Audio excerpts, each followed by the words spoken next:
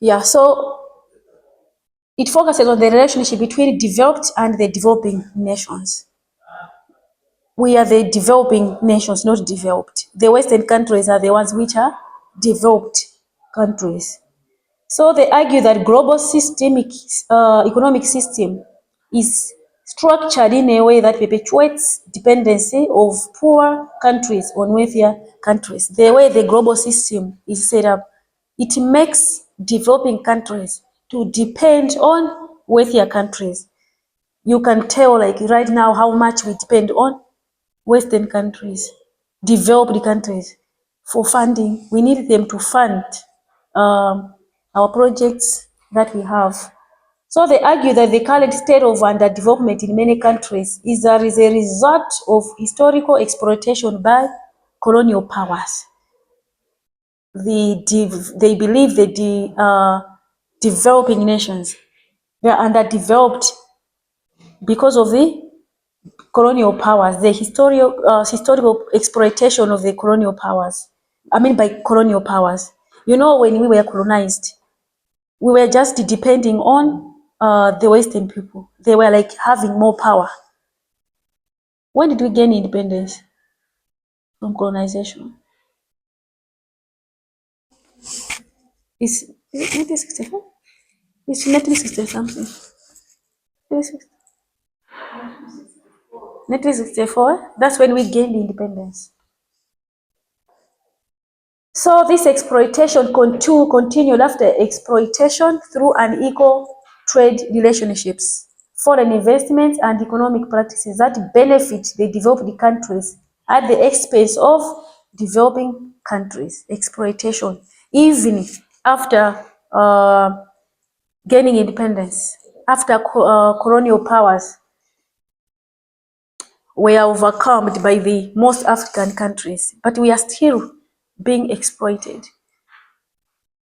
If you can check how much we get even from different agricultural products, tobacco. We grow a lot of tobacco. We sell outside the country at a very cheaper price. They will process their products and sell to us at a very higher price. So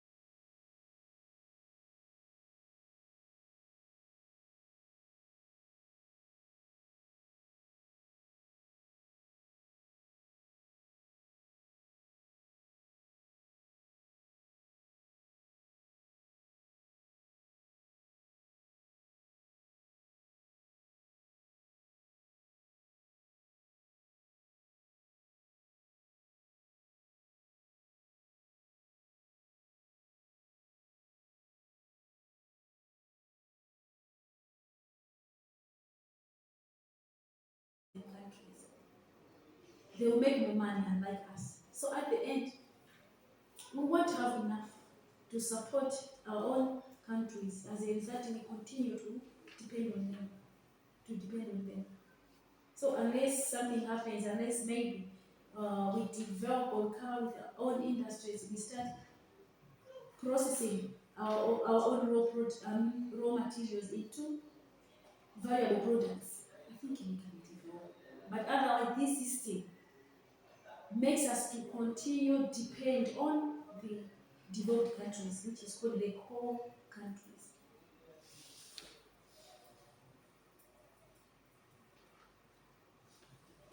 So then the theory rejected this view, arguing that underdeveloped countries are not merely primitive. They are rejecting the modernization theory, which says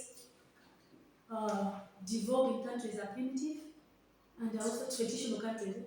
So this one rejects this view, arguing that underdeveloped countries are not merely primitive version of developed countries, but have unique features and structures of their own, and important in the situation of being the weaker members in the world market economy. And they believe that the global economic system is inherently exploitative. If you look at the globe, is the way the economic system is structured is exploitative.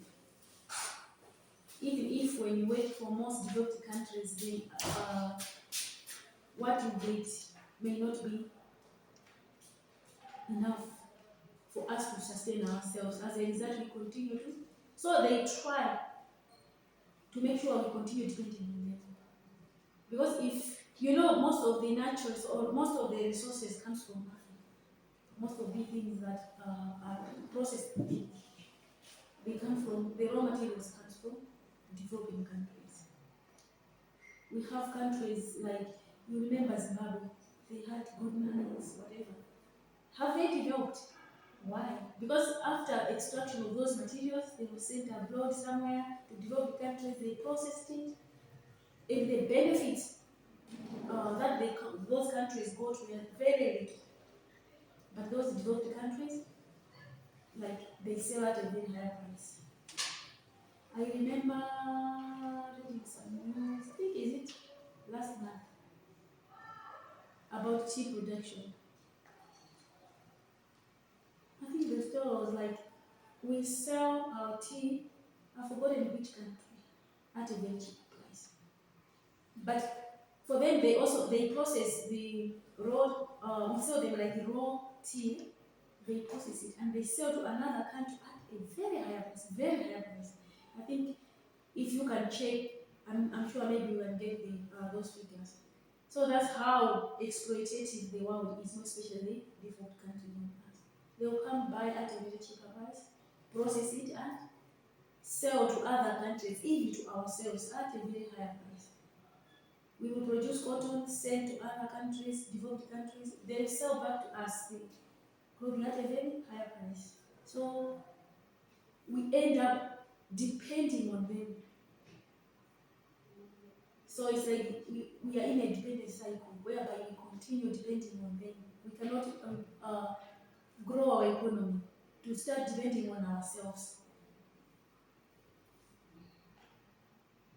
So developing nations extract resources from developing countries, pay low prices for these resources, and sell finished goods back to the peripheral at higher prices, just as I explained, perpetuating economic inequality. So there's very high economic inequality.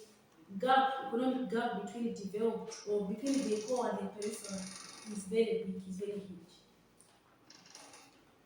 Because how, for example, tobacco, you can see how much the farmers are exploited. They will use maybe fertilizer, a lot of resources for them to grow tobacco. They sell at a very cheap price. They will process that tobacco, make products of high quality, and sell it back to us at a very higher price. So there is this perpetuates the economic inequality because we don't have enough money in our countries. We cannot grow economically. But those countries which process those raw materials and sell at a very higher price, they are the ones that benefit.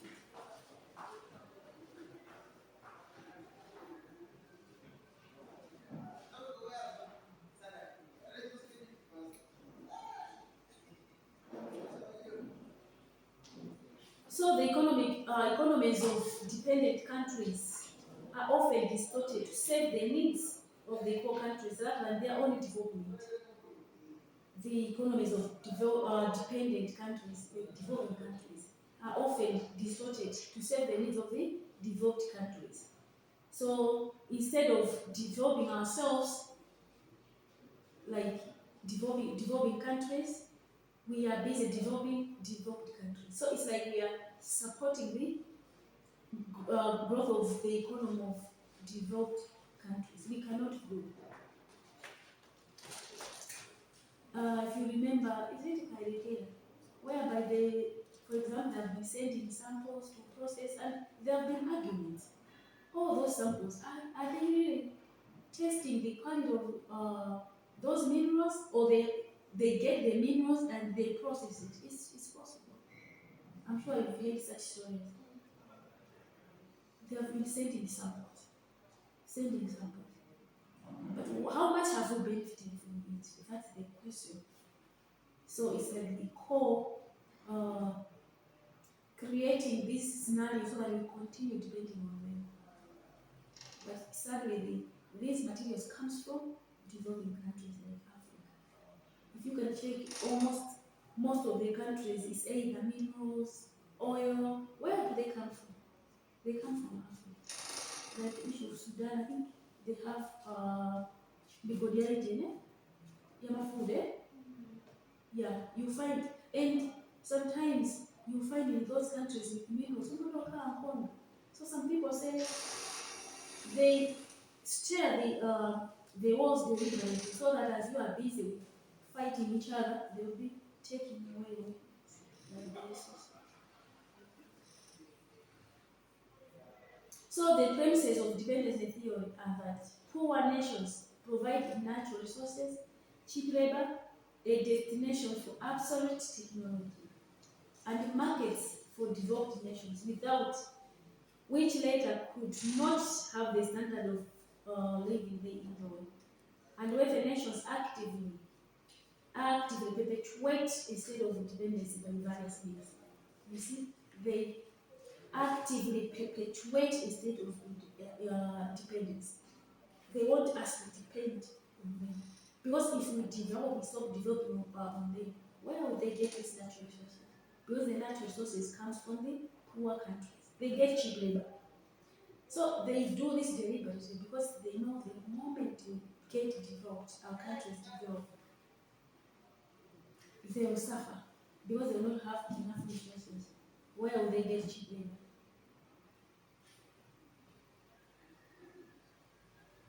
Are we together on dependency theory? Yes. Okay. Now let's look at world systems theory. World systems theory.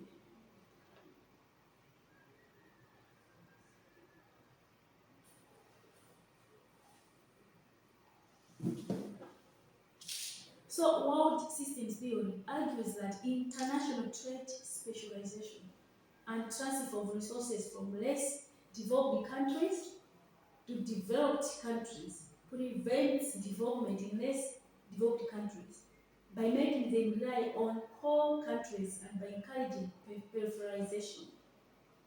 So international trade specialization, it encourages the, it prevents development of developing countries.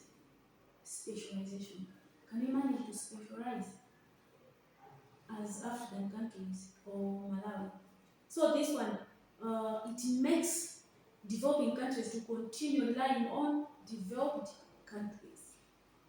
So it views the world as an international hierarchy of unequal relations. And a country can change its position in the global hierarchy, change its control by the world system. So there is like a world system, a system whereby everything is like control. So it's not easy for developing countries to graduate into developed country unless there are some changes in this world system. Weinstein argues that there is single integrated capitalist world economy that has existed since the 16th century. Capitalism, like this system whereby they control the economy. The economy of the countries is controlled. So due to this control of the world economy, it becomes hard for some countries to graduate to become developed countries.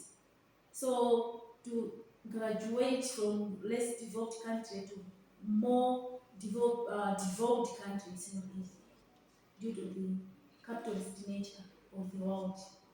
We have this system that controls everything. Economic, we are talking of the economy being controlled by the system. So the world system operates as a complex social system that includes different types of labor, political systems, and economic relationships.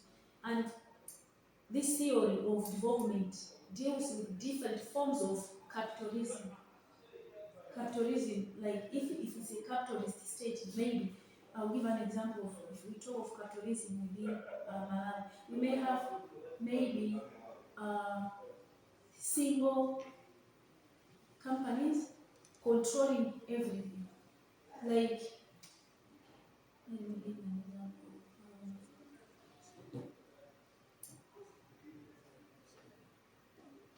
Chicken production, rearing of chickens.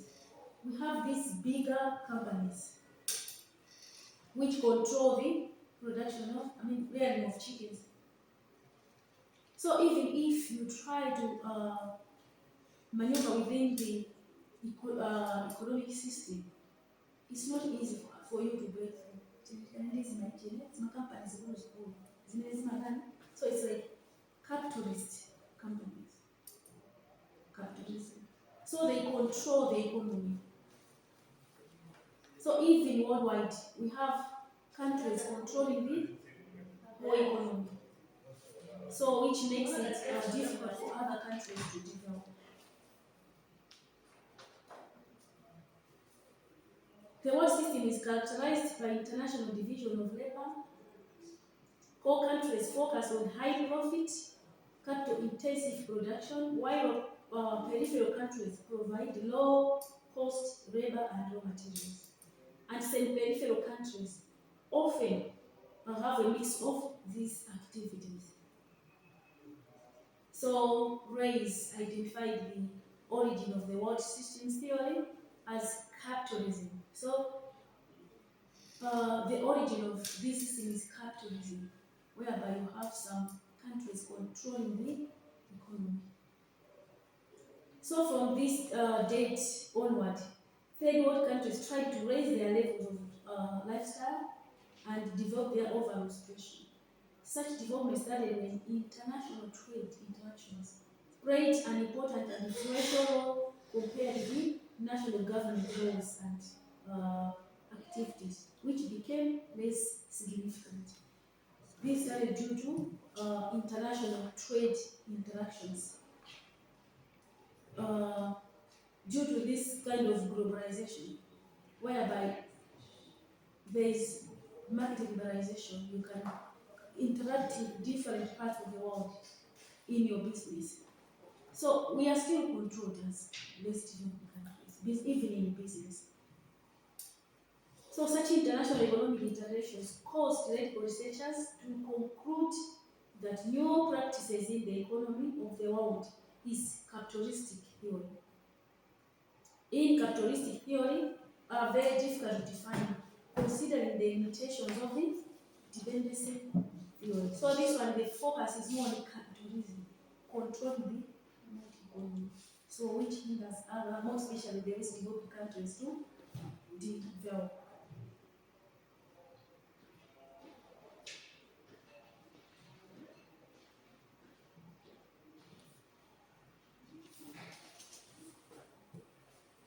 So the world system theory has been used to analyze global inequality,